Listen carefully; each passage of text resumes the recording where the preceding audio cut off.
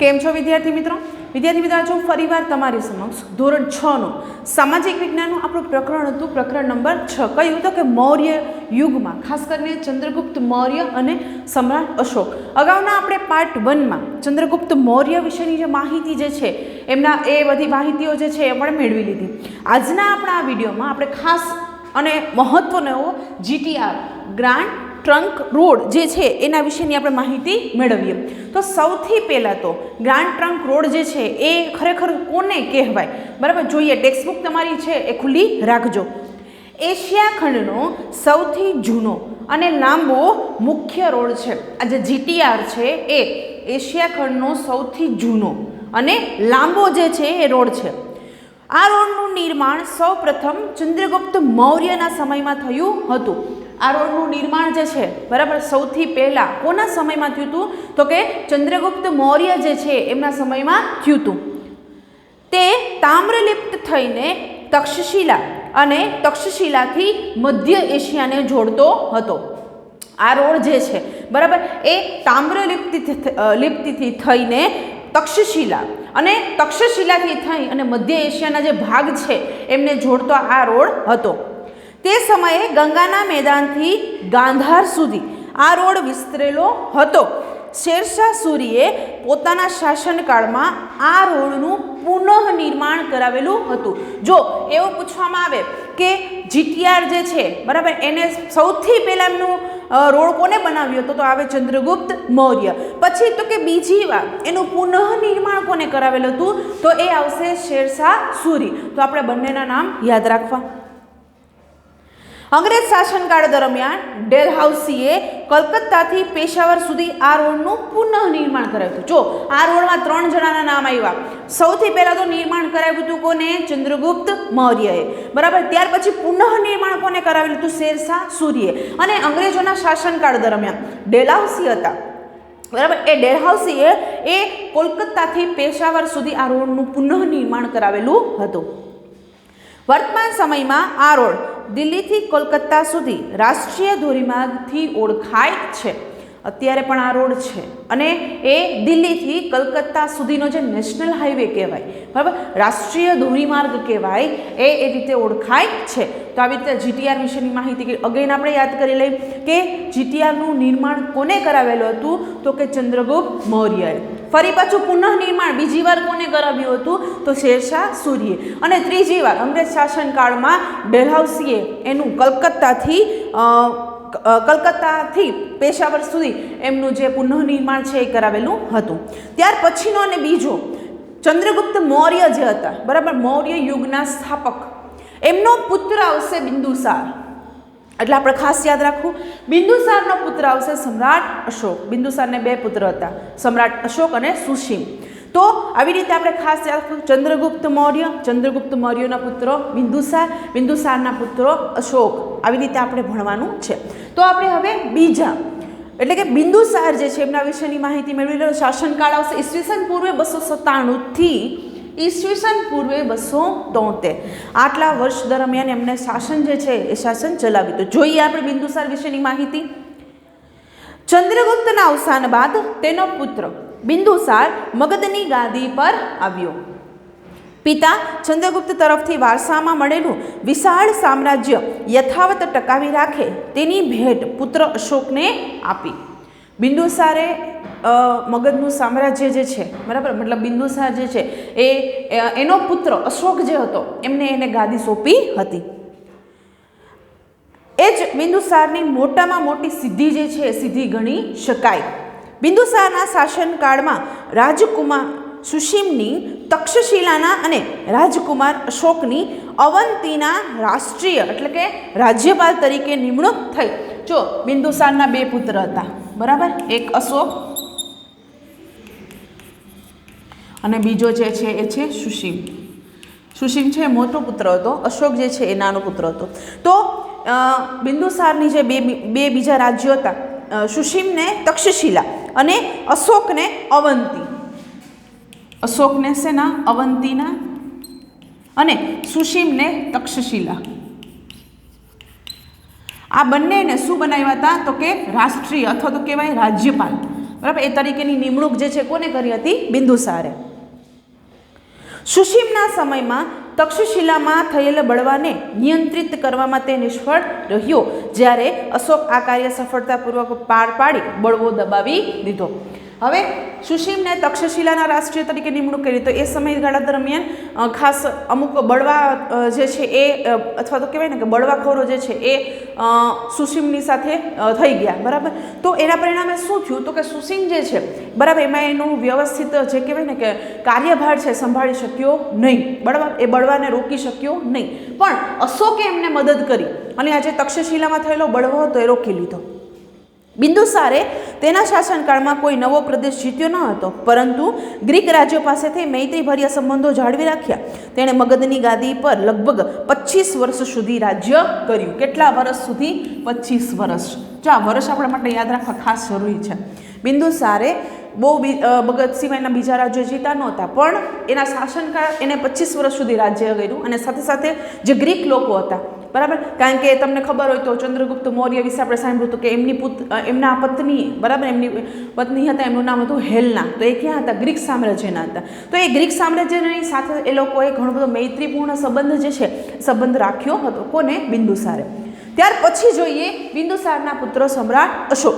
શાસનકાળની વાત કરીએ તો ઈસવીસન 273 થી ઈસવીસન પૂર્વે 232, બરાબર, એ શાસનકાળ દરમિયાન સમ્રાટ અશોક જે છે એમને રાજ્ય કર્યું હતું. અશોક જે છે આપણા માટે ખૂબ જ મહત્ત્વના છે, કારણ કે જાણવા જેવા ઘણા બધા મુદ્દાઓ જે છે આપણે ખાસ અશોકને લઈને આ પાઠમાં જોવાના છે. જોઈએ, પિતા બિંદુસારના મૃત્યુ પછી મોટા ભાઈ સુશીમ ને સાવકા ભાઈઓ સાથે થયેલા સંઘર્ષને કારણે ગાદીએ આવ્યાના 4 વર્ષ બાદ રાજધાની પાટલીપુત્રમાં અશોકનો રાજ્યાભિષેક થયો હતો. બિંદુસારને અશોક અને અહીંયા કીધું છે કે બિંદુસારના અશોક અને સુશીમ સિવાય બીજા ઘણા બધા સાવકા ભાઈઓ જે છે હતા.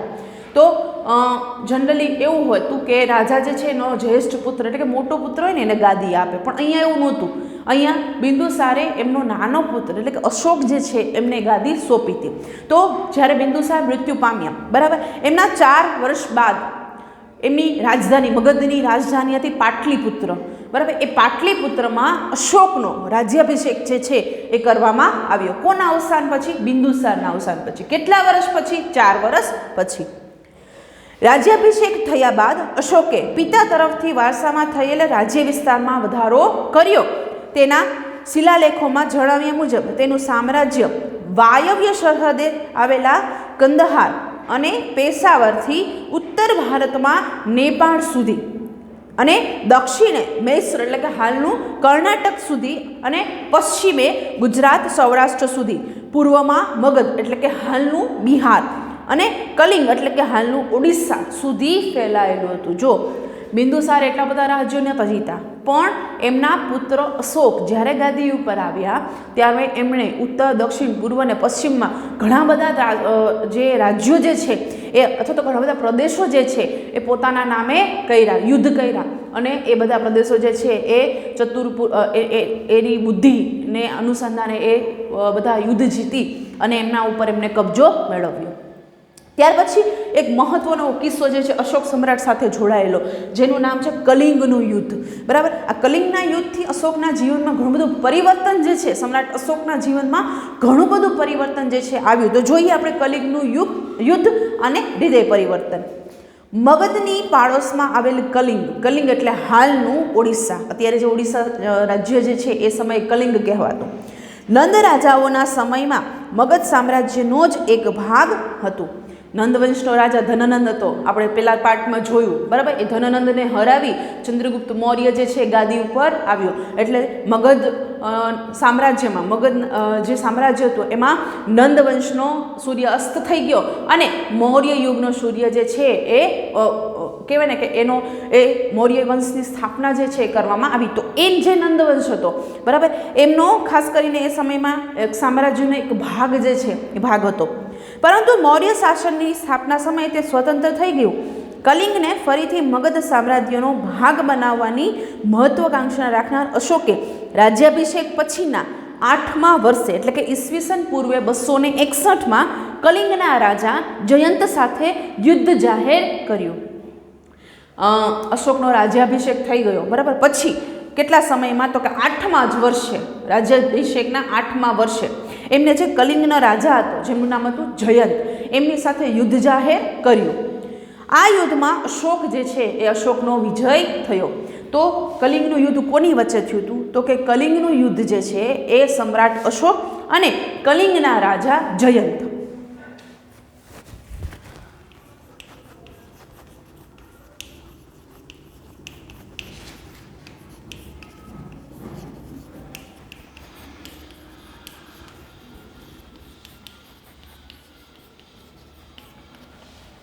રાજ્યાભિષેકના 8મા વર્ષે અશોકે જે એ સામ્રાજ્ય હતું, બરાબર, એને કલિંગનું જે સામ્રાજ્ય હતું એને જીતવું હતું. તો એમના કલિંગના એ સમયે કલિંગના રાજા કોણ હતા, તો કે જયંત હતા. એમની સાથે એમને યુદ્ધ જાહેર કર્યું. યુદ્ધમાં વિજય મેળવ્યા બાદ યુદ્ધભૂમિ અને નગરમાં ફરતા અશોકે બધે જ દુઃખ અને શોકનું વાતાવરણ જોયું. હવે વિજય મેળવી લીધો, બરાબર. પછી તો કે અશોક જે છે એ કલિંગના જે વિસ્તાર જે છે ત્યાં એ નીકળ્યા, બરાબર, આટો મારવા માટે. તો ત્યાં એમણે જોયું કે ચારે તરફ દુઃખનું મોજું ફરી વળ્યું છે, બરાબર. લોકો, સ્ત્રીઓ જે છે રડતી જોવા મળે. કોઈ પોતાનો દીકરો ખોયો હતો, કોઈએ પોતાના પિતાને ખોયા હતા, બરાબર, કોઈએ પોતાના પતિને ખોયા હતા. તો આવું વાતાવરણ જે છે અશોકે જોયું. યુદ્ધમાં થયેલી ખુમારી અને સ્ત્રીઓ બાળકોને રડતા જોઈ કલિંગ પર મેળવેલી જીતનો આનંદ ઓસરી ગયો. અશોકે જે જીતનો આનંદ મેળવ્યો હતો ને એ આ બધું જોઈને, એટલે કે બાળકોને સ્ત્રીઓને રડતી જોઈને એનો એ જે આનંદ હતો એ આનંદ ઓસરી ગયો.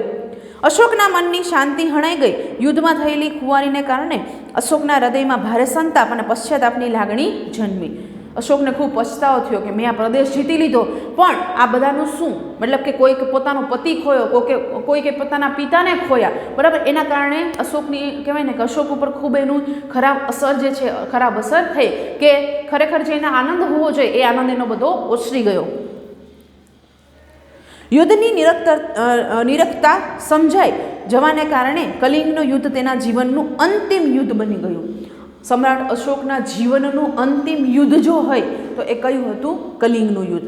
કલિંગના યુદ્ધ પછી એને કહેવાય ને યુદ્ધ લડવાનું બંધ કરી દીધું ને એને પોતાનું હૃદય પરિવર્તન જે છે એ પરિવર્તન એનું થઈ ગયું. બૌદ્ધ સાધુ ઉપગુપ્તના આ ઉપદેશથી તેણે શસ્ત્રોનો ત્યાગ કરી શાસ્ત્રોનું શરણ લીધું. કોના, તો કે બૌદ્ધ સાધુ જે હતા, ઉપગુપ્ત નામ હતું એનું, બરાબર. આ બૌદ્ધ સાધુ ઉપગુપ્ત જે છે એમને શસ્ત્રો છોડી, શસ્ત્રોનો ત્યાગ કરીને શાસ્ત્રોનું જ્ઞાન જે છે એ જ્ઞાન એમને આપ્યું. બૌદ્ધ ધર્મ અંગીકાર કરી અશોક રાજદ્વારી પુરુષમાંથી ધર્માનુરાગી અશોક બની ગયો. અશોકે કલિંગના યુદ્ધ પછી કયો ધર્મ અપનાવ્યો હતો, તો કે એમણે બૌદ્ધ ધર્મ અપનાવ્યો હતો. એટલે તો કે એને રાજાશાહી જીવન છોડી અને ધર્મના માર્ગે ચાલવાનું, કે ધર્માનુરાગી જે છે એ જીવન એને જીવવાની શરૂઆત કરી. અશોક પહેલાં એવો શાસક હતો કે જેણે શિલાલેખો દ્વારા પોતાનો સંદેશ પ્રજા સુધી પહોંચાડવાનો પ્રયત્ન કર્યો. અશોકના મોટા ભાગના અભિલેખોની ભાષા પ્રાકૃત અને લિપિ બ્રાહ્મી હતી. અશોક જે છે એ સમયમાં પ્રથમ એવો રાજા હતો કે જેને પોતે કરેલા કાર્યો, બરાબર, તો પોતાના દાદાએ કરેલા કાર્યો, દાદા એટલે કોણ, ચંદ્રગુપ્ત, એ બધા કાર્યો જે છે એમને શિલાલેખો, પથ્થરના લેખો, આપણે જૂનાગઢમાં છે જ અશોકનો શિલાલેખ, બરાબર, એમાં એમને કોતરાવેલા હતા. ઘણી બધી ધર્મની આજ્ઞાઓ જે છે એ પણ એમને કોતરાવેલી હતી. એટલે જે અશોકના શિલાલેખો હતા, બરાબર, એ અભિલેખો અથવા તો શિલાલેખોની ભાષા જે છે એ ભાષા કઈ હતી, પ્રાકૃત. આવું પૂછાય છે, ભાષા કઈ હતી, પ્રાકૃત. અને જે લિપિ હતી એ લિપિ કેવી હતી, બ્રાહ્મી, બરાબર, એ બ્રાહ્મી લિપિ હતી. ભાષા પ્રાકૃત, લિપિ કેવી, બ્રાહ્મી, બરાબર. તો આવી રીતે અશોકે જે પોતાના ધર્મ કહેવાય ને કે ધર્મના જે આજ્ઞા હતી, બરાબર, એ બધી શેમાં લખાવેલી, એને કોતરાવેલી હતી, તો કે એમને આવી શિલાલેખો હતી, અભિલેખો હતા, એમાં એમને કોતરાવેલી હતી. એવો જ એક મુદ્દો જે છે આપણે આવે છે આપણે બ્રાહ્મી લિપિ. જો તમે ટેક્સ્ટ બુક ખુલી છે, બરાબર, જોવો એમાં કે એ સમયે કેવી લિપિ હતી. જો તમને એમાં પ્રારંભિક બ્રાહ્મી લિપિ આપી છે, પછી દેવનાગરી એટલે કે હિન્દી લિપિ જે છે એ આપી છે, પછી બાંગ્લા, બરાબર, ત્યાર પછી મલયાલમ અને તમિલ. આવી લિપિઓ જે છે એ તમને ખાસ આપેલી છે. તો જોઈએ બ્રાહ્મી લિપિ. આધુનિક ભારતની મોટા ભાગની લિપિઓ બ્રાહ્મી લિપિમાંથી જ વિકસી છે. અત્યારે જે આપણી લિપિઓ વિકસી જે છે બરાબર, એ મોટા ભાગે કેવી બ્રાહ્મી લિપિમાંથી કહેવાય ને કે ફેરફાર કરી કરી કરી અને આ જે લિપિઓ જે છે વિકસી છે. અહીં તમે અ અક્ષર જુદી જુદી લિપિઓ જોઈ શકો. જો અહીંયા આપણને જે અલગ અલગ લેંગ્વેજમાં જે અલગ અલગ લિપિઓ આપી છે એમાં અ અક્ષરને કેવી રીતે લખાય, તો જો પ્રારંભિક બ્રાહ્મીમાં એને આવી રીતે કંઈક ત્ર, આપણે જેને ત્ર કહીએ પણ એ ખરેખર છે બ્રાહ્મી લિપિમાં અ. ત્યાર પછી અ હિન્દીમાં તો આપણને ખબર જ છે આપણે કેવી રીતે લખીએ, જેને દેવનાગરી લિપિ કહેવાય અ, બરાબર. તો આવી રીતે બાંગ્લા જે છે, બાંગ્લામાં આવી રીતે કંઈક લખેલું છે, આ અ છે બાંગ્લા લેંગ્વેજમાં. ત્યાર પછી મલયાલમમાં કંઈક આવી રીતે છે, બરાબર. આવી રીતે મલયાલમમાં અ લખાય. અને છેલ્લે તમિલમાં આવી રીતે અ લખાય, બરાબર. તો આવી અલગ અલગ લિપિઓ જે છે આપણને આપેલી છે. ત્યાર પછી એક મહત્વનો અને કલિંગના યુદ્ધ રિલેટેડ એક મુદ્દો આપ્યો છે, જોઈ લઈએ. કલિંગના યુદ્ધનું વર્ણન કરતો અશોકનો શિલાલેખ. અશોકના એક શિલાલેખમાં એમને કલિંગના યુદ્ધ બાબતોનું વર્ણન જે છે વર્ણન કરેલું છે. જોઈએ શું લખ્યું છે. કલિંગના યુદ્ધનું વર્ણન કરતા અશોકે પોતાના કલિંગના શિલાલેખમાં લખાવ્યું છે કે રાજા બન્યાના 8 વર્ષ પછી મેં કલિંગ પર વિજય મેળવ્યો. બિંદુસાર મૃત્યુ પામ્યા પછી 4 વર્ષ પછી પાટલીપુત્રમાં અશોકનો રાજ્યાભિષેક કરવામાં આવ્યો અને એ રાજ્યાભિષેકના 8મા વર્ષે એમને કલિંગના રાજા જયંત સાથે યુદ્ધ જાહેર કર્યું. લગભગ 1.5 લાખ લોકો કેદ કરાયા, 1 લાખથી વધુ માર્યા ગયા. એનાથી મને અપાર દુઃખ થયું. જો એમને લખ્યું છે કે 1.5 લાખ જેટલા તો લોકોને કેદ કરવામાં આવ્યા ને 1 લાખથી વધુ લોકો તો માર્યા ગયા, બરાબર. એમને દુઃખ થયું કારણ કે હૃદય પરિવર્તન થઈ ગયું હતું, બરાબર. એટલે એને એ પછતાવો જે છે એમાં એમને લખેલો છે. જે લોકો પોતાના સગન સંબંધીઓ અને મિત્રોને ખૂબ ચાહે છે તથા પોતાના દાસો અને મૃતકો પ્રત્યે દયાવાન હોય છે તે પણ યુદ્ધમાં માર્યા જાય છે અથવા પોતાના સ્નેહીજનોને ખોઈ બેસે છે. તેનાથી મને પશ્ચાતાપ થઈ રહ્યો છે. હવે મેં ધમ્મ પાલન કરવાનો અને અન્ય લોકોને તેનો ઉપદેશ આપવાનો નિશ્ચય કર્યો. ધમ્મ એટલે કે ધર્મ, બરાબર. ધર્મનું પાલન કર્યું અને એનો ઉપદેશ મેં આપવાની શરૂઆત કરી. હું માનું છું કે ધમ્મના માધ્યમથી લોકોના દિલ જીતવા એ જબરજસ્તીથી વિજય મેળવવા કરતાં વધારે સારું છે. હું આ અભિલેખ ભવિષ્યમાં એક સંદેશ રૂપે કોતરાવી રહ્યો છું કે મારા પછી મારા પુત્રો અને પૌત્રો પણ યુદ્ધ ના કરે, ધમ્મનો ફેલાવો કેવી રીતે કરી શકાય તે અંગે તેમણે વિચારવું જોઈએ, બરાબર.